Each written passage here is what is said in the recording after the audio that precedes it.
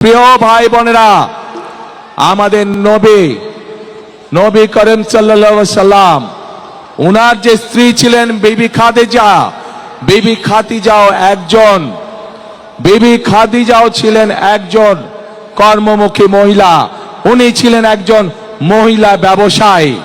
আজকে যেই দলটি, যাদের নেতা আজ বাংলাদেশের নারীদেরকে একটি খারাপ কিছুর সাথে তুলনা করেছে, তারা বলে তারা ইসলাম কায়েম করবে, কিন্তু নবী করিম সাল্লাল্লাহু আলাইহি সাল্লামের স্ত্রী পর্যন্ত, উনিও পর্যন্ত একজন ব্যবসায়ী ছিলেন।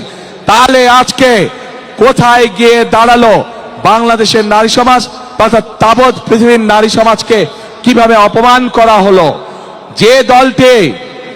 যে দলটি নির্বাচনের আগে দেশের অর্ধেক জনগোষ্ঠীকে ঘরের মধ্যে বন্দী করতে চায়, যে দলটি নির্বাচনের আগে দেশের অর্ধেক জনগোষ্ঠীকে অসম্মানজনকভাবে কথা বলে, তাহলে আপনাদের কাছে আমার প্রশ্ন, আজকে নির্বাচনে যদি তারা কোনোভাবে সুযোগ পায়, নির্বাচন পরবর্তী সময়, তাহলে তাদের আচরণ কি হতে পারে?